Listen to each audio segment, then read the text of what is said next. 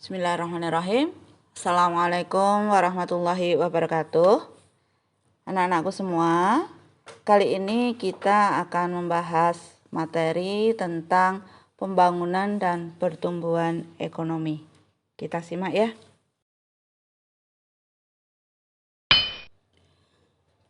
Sebelum kita membahas tentang pertumbuhan ekonomi, kita akan bahas pembangunan ekonomi terlebih dahulu. Pembangunan ekonomi setiap negara tentunya berbeda-beda. Hal ini karena adanya berbagai faktor, salah satunya adalah keanekaragaman yang dimiliki oleh suatu negara. Keanekaragaman dalam berbagai bentuk seperti adanya sumber daya alam, kemudian juga sumber daya manusia, dan lain sebagainya. Dengan keanekaragaman tersebut, kita dapat melaksanakan pembangunan ekonomi dengan sebaik-baiknya. Lalu, apa itu pengertian pembangunan ekonomi? Seperti di layar tampak bahwa pengertian pembangunan ekonomi adalah sebagai suatu proses. Pembangunan itu adalah sebuah proses, yang namanya proses itu adalah pelan-pelan, sedikit demi sedikit untuk meningkatkan taraf hidup masyarakat.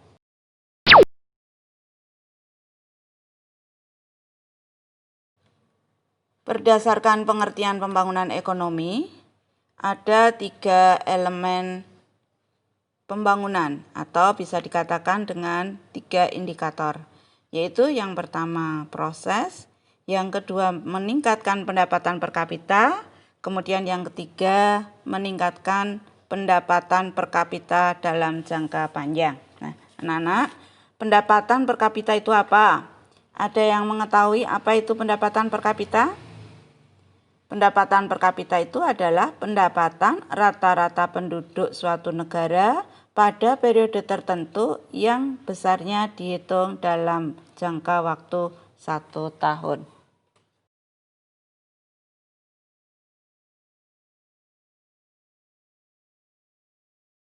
Faktor-faktor yang mempengaruhi pembangunan ekonomi.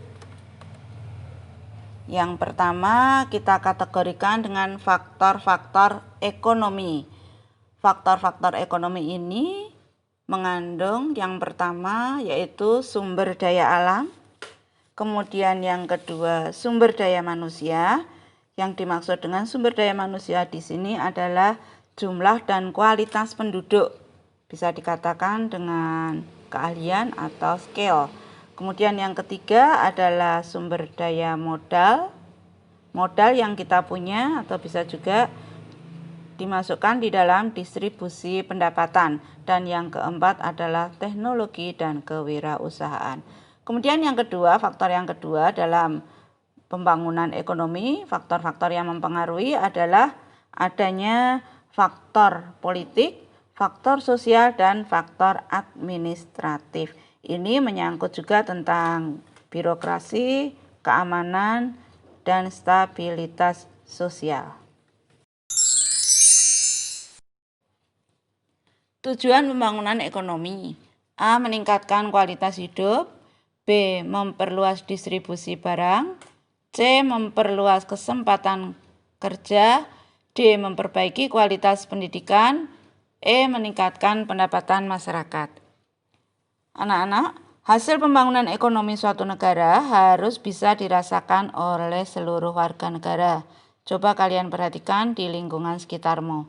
Adakah hasil pembangunan yang sudah bisa dirasakan masyarakat? Kalian bisa menuliskan beberapa contoh. Indikator keberhasilan pembangunan ekonomi. Di situ ada kalimat tentang indikator. Apa yang dimaksud dengan indikator? Indikator itu adalah petunjuk atau standar, bisa dikatakan sebagai acuan, ukuran, sebagai tanda terjadinya perubahan. Nah, di sini ada beberapa indikator. Yang pertama dikategorikan pada indikator moneter. Sebelum kita membahas itu, maka kita akan analisis dulu pada awal tahun 2000-an itu kalian tahu bahwa yang namanya telepon seluler itu nampaknya belum dikenal oleh sebagian besar warga masyarakat Indonesia. Nah, sekarang keberadaan telepon seluler itu sangat mudah ditemui dan bahkan sekarang sudah menjadi barang kebutuhan masyarakat. Selain jenis telepon seluler yang semakin bervariasi, tentu kualitas telepon seluler pun juga semakin meningkat dari tahun ke tahun. Sekarang apa yang dapat kalian simpulkan mengenai fenomena tersebut jika itu kita kaitkan dengan hasil pembangunan ekonomi?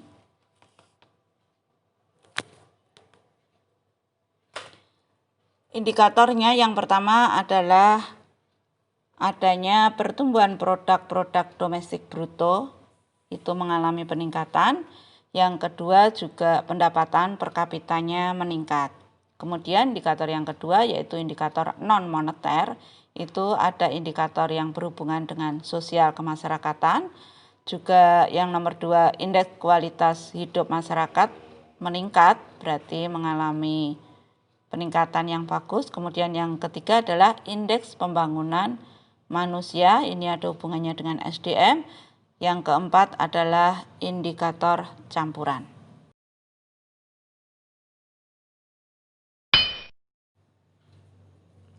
Masalah-masalah pembangunan ekonomi di negara berkembang. Yang pertama adalah kemiskinan dan ketimpangan pendapatan. Kemiskinan merupakan ketidakmampuan masyarakat untuk memenuhi kebutuhan dasar seperti makanan, pakaian, dan tempat tinggal, serta pendidikan dan kesehatan. Kemudian yang kedua adalah pengangguran.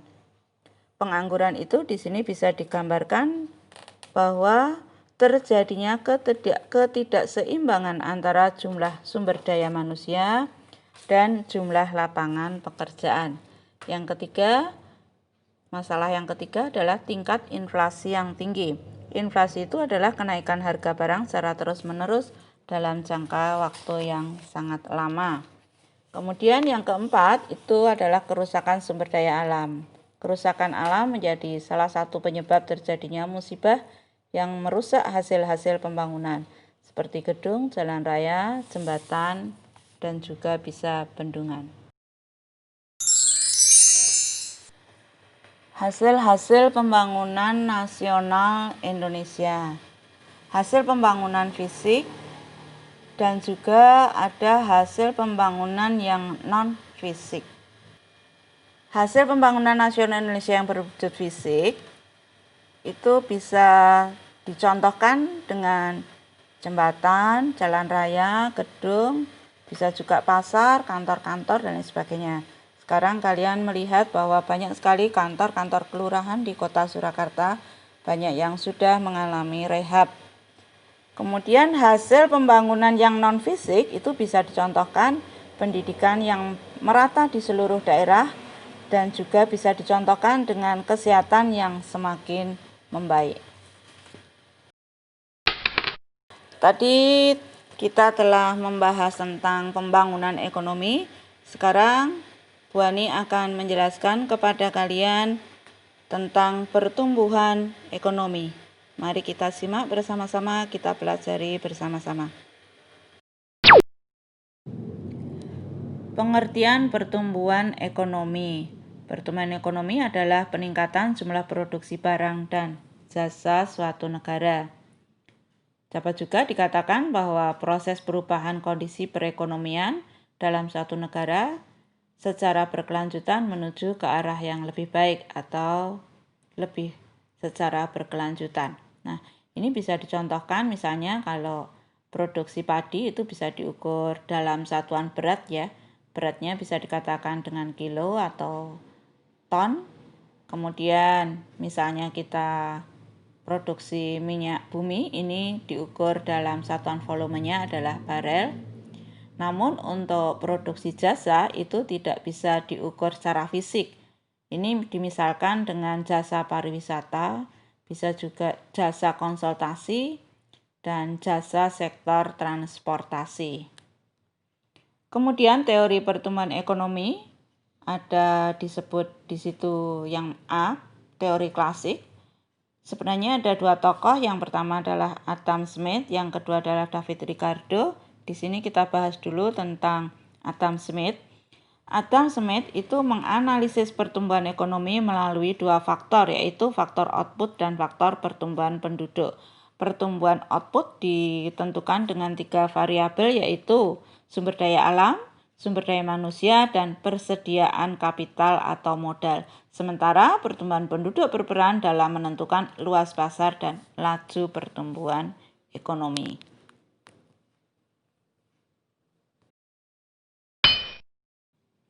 David Ricardo mengemukakan pertumbuhan penduduk yang semakin besar akan menyebabkan jumlah tenaga kerja melimpah. Bisa juga dikatakan dengan adanya faktor pertumbuhan penduduk yang semakin besar berarti akan terjadi kelebihan tenaga kerja dan menyebabkan tingkat upah menurun.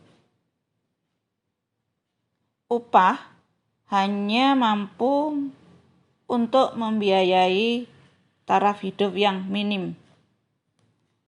Teori pertumbuhan ekonomi, tadi A teori klasik, kemudian sekarang B teori neoklasik. Teori neoklasik ini ada dua tokoh, yaitu Schumpeter dan Robert Solow. Schumpeter mengatakan peran pengusaha dalam pembangunan. Dia menyimpulkan bahwa proses pertumbuhan ekonomi merupakan proses inovasi yang dilakukan para inovator dan wirausahawan. Sedangkan Robert Solow mengatakan bahwa pertambahan penduduk harus dimanfaatkan sebagai sumber daya manusia yang positif. Kemudian teori pertumbuhan ekonomi yang selanjutnya adalah teori Neo-Keynes. Teori Neo-Keynes ini tokohnya adalah Roy of Harrod. Dia mengatakan dalam teori Neo-Keynes ini penanaman modal menjadi komponen yang sangat penting dalam proses pertumbuhan ekonomi.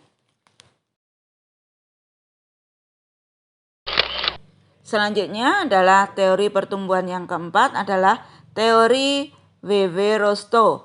Dia menerapkan pendekatan sejarah dalam menjelaskan proses perkembangan ekonomi dalam suatu masyarakat. Proses pertumbuhan dalam masyarakat itu berlangsung beberapa tahapan. Ada 5 tahapan. Yang pertama adalah dari masyarakat tradisional, yang kedua tahapan prasyarat tinggal landas, kemudian tahap tinggal landas, keempat adalah tahap menuju kedewasaan, dan yang terakhir adalah tahap konsumsi tinggi. Teori pertumbuhan yang selanjutnya dikemukakan dalam teori Karl Popper. Dia mengatakan membagi menjadi 4, yaitu produksi untuk kebutuhan sendiri, perekonomian sebagai perluasan pertukaran produk di pasar, yang ketiga adalah pada perekonomian nasional peran perdagangan semakin penting, yang keempat kegiatan perdagangan telah meluas melintasi batas negara. Dia mengemukakan mengelompokkan pertumbuhan ekonomi menurut jarak tempuh alat pemuas kebutuhan, yaitu dari produsen kepada konsumen. Anak-anakku semua, mari kita lanjutkan. Bu Ani mau melanjutkan tentang perbedaan pembangunan ekonomi dengan pertumbuhan penduduk. Di situ ada beberapa ciri tentang pembangunan ekonomi. Ini menunjukkan bahwa proses saling berkaitan sehingga sekilas terlihat sama. Meskipun demikian, kedua proses tersebut memiliki perbedaan dan ciri-ciri tersendiri. Bisa kalian lihat ada beberapa ciri, nomor 1 sampai 6 poin. Pada layar ini juga masih membahas tentang ciri-ciri pertumbuhan ekonomi agar bisa dibedakan dengan ciri-ciri di pembangunan ekonomi. Dengan demikian kalian bisa memahami perbedaannya di mana antara pembangunan ekonomi dan pertumbuhan ekonomi. Sekarang kita akan mempelajari tentang indikator pertumbuhan ekonomi. Ada 3, yaitu pendapatan nasional real meningkat. Itu menunjukkan bahwa meningkatnya pendapatan nasional itu menunjukkan adanya pertumbuhan ekonomi. Kemudian yang kedua, pendapatan real per kapita meningkat. Pertumbuhan ekonomi yang meningkat itu berarti terus bertambah dari tahun ke tahun, menunjukkan adanya pendapatan yang meningkat. Kemudian yang ketiga yaitu kesejahteraan penduduk meningkat. Pertumbuhan ekonomi dikatakan berhasil jika tingkat kesejahteraan penduduk meningkat dari tahun ke tahun.